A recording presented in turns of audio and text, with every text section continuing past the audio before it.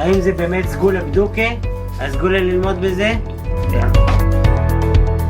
Erev Tov and good evening, everyone. We're in the Zera Shimshon on Parsha Emor, and we're going to be looking at Os Yud Aleph, section 11 in the Zera Shimshon. Before we do, let's take a look at a pasuk from the Parsha. In Parsha Emor, starting about the midpoint in the Parsha, the Torah starts talking about the Moadim, Shabbos, and the different holidays. So this is a pasuk that is clearly connected to Chag HaSukkot, the holiday of Sukkot. Here it comes. This is Perek Chaf Gimel Pasuk Mem Beis. Basukos Teshvu Shivas Yomim. In booths you shall dwell for 7 days. Kol ha'ezrach b'Yisrael yeshvu basukos. All of the natives of Yisrael, all of the citizens of the Jewish people should dwell in Sukkos, in the holiday booths. So the Zera Shimshon is going to start with a piece from the Yalkut Shimoni, in which this pasuk is going to figure prominently. Let's take a look at that right now. Again, Os Yud Aleph, section 11 on Parshas Emor. Midrash Yalkut, the Midrash Yalkut Shimoni states, Basukos Teshvu. The Torah says that in booths you shall dwell during the holiday of Sukkot. That, of course, is from the pasuk we just read. Amar Rabbi Levi. Rabbi Levi stated, or he said, call me shemakaye mitzvahs sukkah ba'olam hazeh. Everyone who fulfills the mitzvah of sukkah in this world. Amar HaKadosh Baruch Hu, Hashem says, hu kiye mitzvah sukkah. This person fulfilled the mitzvah of sukkah. Ani mesech alav. I will shelter him. Mechamoso shel yom haba, from the sun, sun that's going to appear on the future day of judgment. When there will be a future day of judgment, people will need shelter from the all-powerful sun at that time, and I will shelter the individuals who fulfilled the mitzvah of sukkah when they were alive and when they lived in this world. Ad kan Lishono, until here is a quote from the Yalkut Shimoni. So the Zera Shimshon is going to pose 3 questions on that little snippet, that little excerpt from the Yalkut Shimoni. Here comes his questions in the next paragraph. Koshe, there's a difficulty. Mahu haloshen hazeh. What does it mean, this language, Amar HaKadosh Baruch Hu, that Hashem will say, Hu kiyeh mitzvah sukkah, he fulfilled the mitzvah of sukkah, v'chulei, etc. Hayelolomar, it could have, the Yalkut Shimoni could have simply stated, Kol HaMekayim, whoever fulfills the mitzvah of sukkah, v'chulei, etc. HaKadosh Baruch Hu meisef alav, Hashem will shelter that person on the day of judgment. So that's question 1. Let's understand question 1.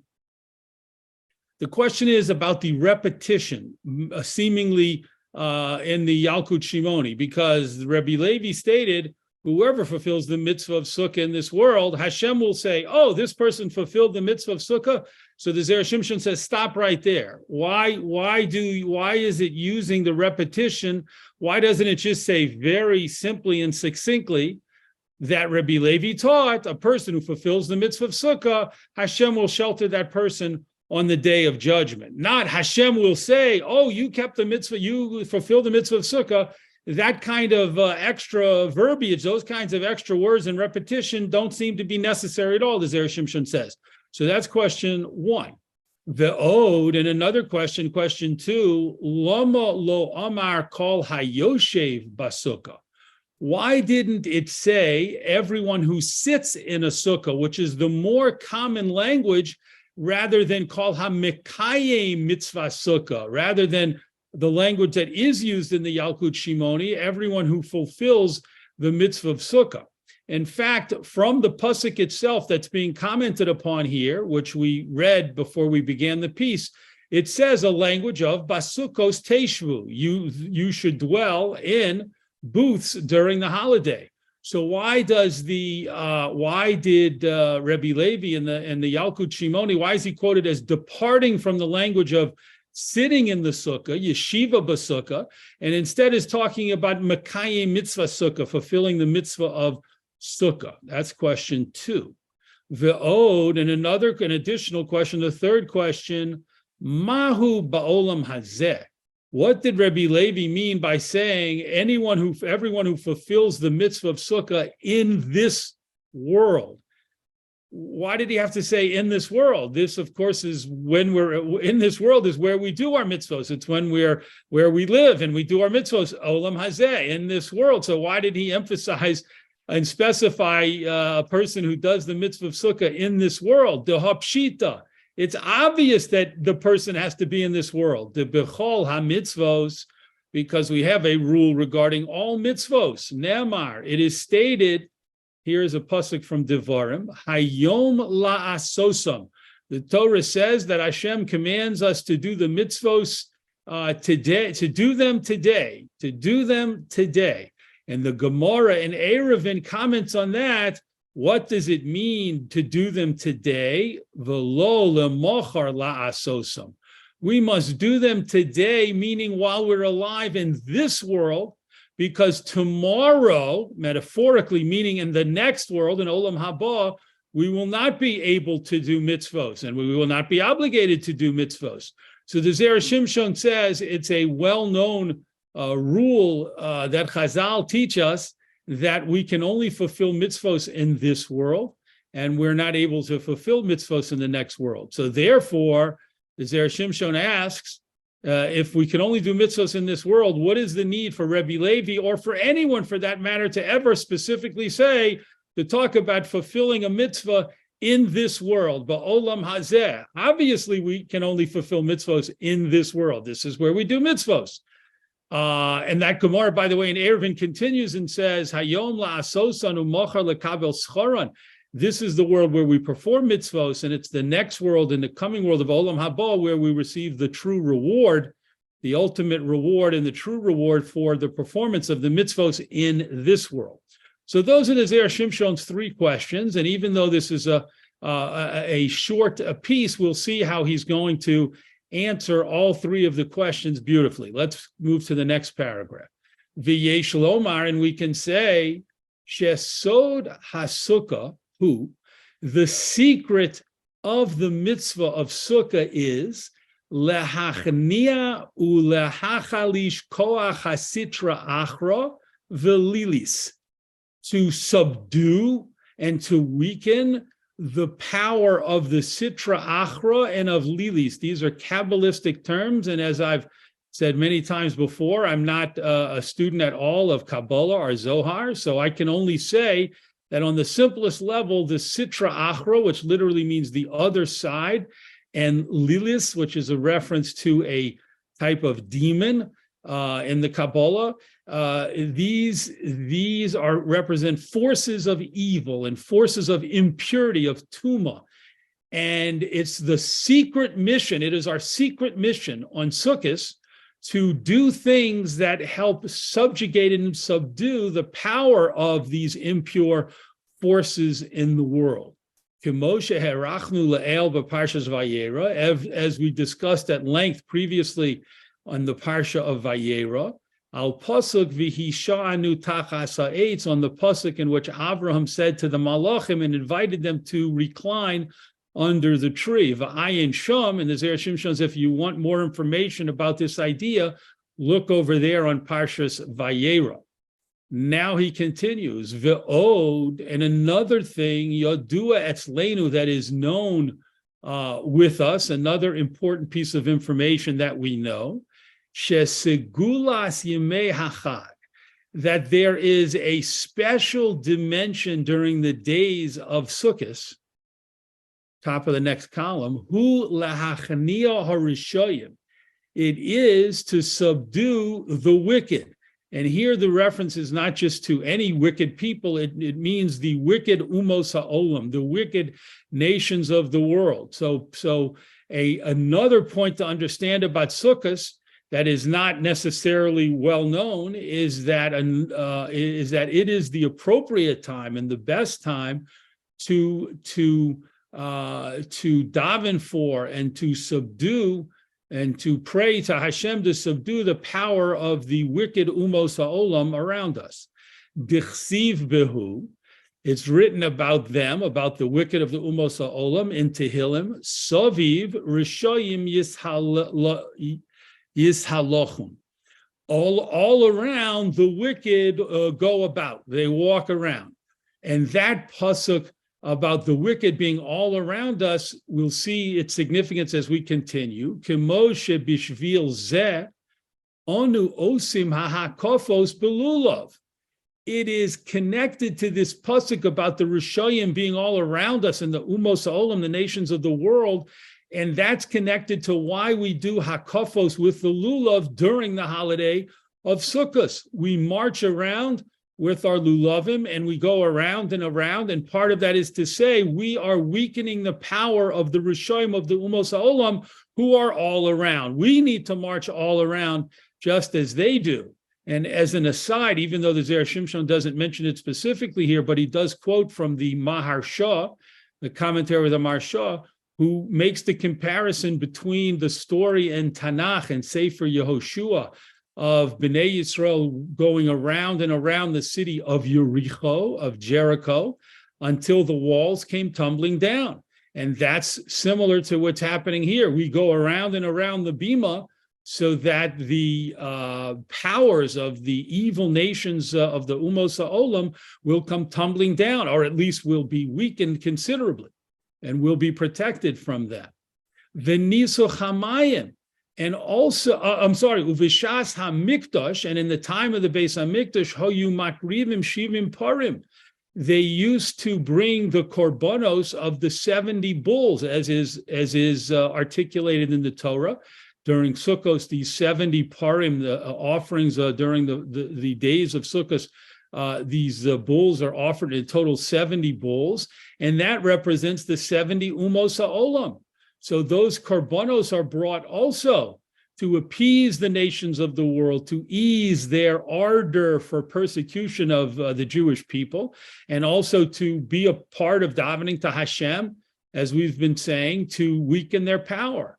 The Niso Chamayim, and also the water pouring ceremony that is done exclusively during the holiday of Sukkot, Haramuz Bivoz Yavozu Lo. That water ceremony hints to a pasuk in Shir Hashirim, which states that shame or scorn will certainly be brought to him. And the explanation here again is that the nations of the world, their power will be shamed and scorned and weakened and reduced because of the Niso Chamayim ceremony, because of the water pouring ceremony that was done in the Beis Hamikdash, along with the offerings of the 70, the Shivim Parim, the 70 bulls. The Ayin B'Zohar Sof Parshas Pinchas, and you can see in the Zohar more about this on Parshas Pinchas. So the Zera Shimshon, in order to come back and answer his questions, which he's going to begin doing in the next paragraph, he had to give us some information, but not just information, secret information, sod, arcane information, hidden information, esoteric information. And the first point that he brought to our attention was that during the holiday of Sukkot, a key part of the holiday, a key element of the holiday, is to daven to Hashem, to weaken the powers of impurity and the forces of evil and impurity in the world. And then he showed us how, he demonstrated to us how different ceremonies and sacrifices that occur during the holiday of Sukkot have to do with weakening and hopefully conquering the power, the powers of the Rishoyim of the Umos HaOlam. So those things need to go on during Sukkot, even though it's quite possible to celebrate the holiday of Sukkot and not even be aware of those elements and those important obligations on us. And now he continues in the next paragraph. Ume'ata, and from now that we understand this, lo amar kol hayoshev b'sukkah.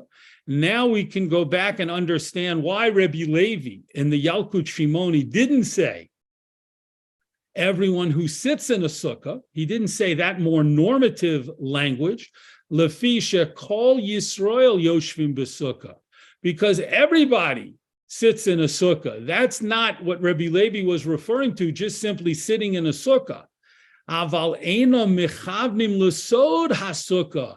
But not everyone who sits in a sukkah has the correct kavana, deeper intention for the secret element of sukkahs, the secret mission of sukkahs. With what they should be concentrating about during those days. And that is what the Zera Shimshon, of course, explained, the weakening of the sitra achra, of the impure forces in the world, and the weakening of the power of the rishonim of the umos ha'olam. Not everyone thinks about that. And therefore, it's not enough to just sit in the sukkah. You have to have these special kavanos, these special things in mind. And therefore, Amar Rabbi Levi, Kol mi shemekaye mitzvah sukkah. He chose to express himself by saying everyone who truly fulfills the mitzvah of sukkah. They don't just sit in the sukkah, but they fulfill the mitzvah in its deepest way. Dehainu, which is shemechavein ba, that the person has the kavana, the intention, lahachalish, to weaken, koach hasitra achra, the power of the other side of the evil forces, ulahagabir, and to strengthen chelek hakedusha ba'olam hazeh, to strengthen the forces of holiness in this world. Af al pi shehuzman shlita lachitzonim, even though this world, as opposed to the next world, is a place in which these evil powers have control. These evil powers have force and power in this world, in Olam Hazeh, not in the next world at all. They will be completely devoid of power, but in this world they have power. And therefore, Rabbi Levi emphasized Ba'olam Hazeh, a person who fulfills the mitzvah of sukkah with the proper intentions and does it in this world, meaning in this world where the person is aware of the kochos hatuma, of the impure forces, and of the power of the rishonim, of the umos olam. A person knows about that and has a kavanah during sukkahs to fight against it. That's the person that Rabbi Levi is referring to, who receives special protection from Hashem. Kimosha kavana zo hi be'emes shleimus mitzvahs hasukkah. Just like this intention that we're talking about represents the true fulfillment and complete fulfillment of the mitzvah of sukkah.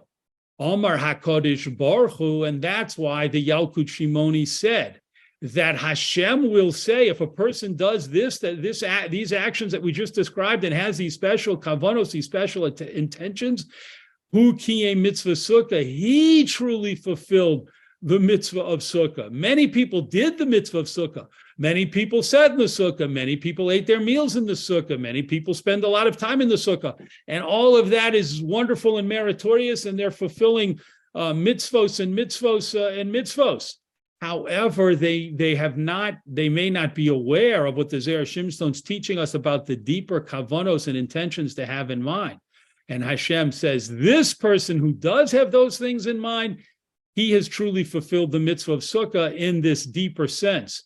Klomar, which means to say, hu kivein lahachalish, he had in mind to weaken koach hamikatrigim v'hachitzonim, the power of the accusers and the outside impure forces. Mishum hachi, because of this, midah keneged midah, measure for measure. Ani meisech alav, I will provide this person with special shelter and protection when it comes to the Yom Hadin, the ultimate day of judgment in the future. Dahainu, which means hakedusha tia socheches alav, the holiness that will be dominant at that time, it will protect this person. Shahachitzonim lo yikatraguhu, that the powers of impurity will have no way to accuse him or harm him in any way. That will be because of the special protection of Hashem. That will be a midah keneged midah, reward for the way this person, ba'olam hazeh, in this world, properly fulfilled the mitzvah of sukkah and had these special kavanos in mind. Ve'ayno l'kamen b'samach b'sofar parsha, and you can look later in section 18, Os Yud Ches, to see these ideas discussed also further. So the Zera Shimshon here has not only, of course, just explained a little excerpt from the Yalkut Shimoni, but he did so in order to teach us such a fundamental lesson about the holiday of Sukkot, and to teach us that from now on, we shouldn't just sit in the sukkah and eat in the sukkah and spend time in the sukkah, but we should take the time to have this special kavana and daven to Hashem to weaken and subdue the forces of tumah, of impurity in the world, and also the koach, the power of the umos ha'olam, the rishayim of the umos ha'olam, and to lessen and hopefully eliminate their persecution of Klal Yisrael. V'chein yehi ratzon, so it should be Hashem's will. Yasher koach to joining us in the Zera Shimshon learning this week, and we look forward, God willing, to learning in the Zera Shimshon again next week.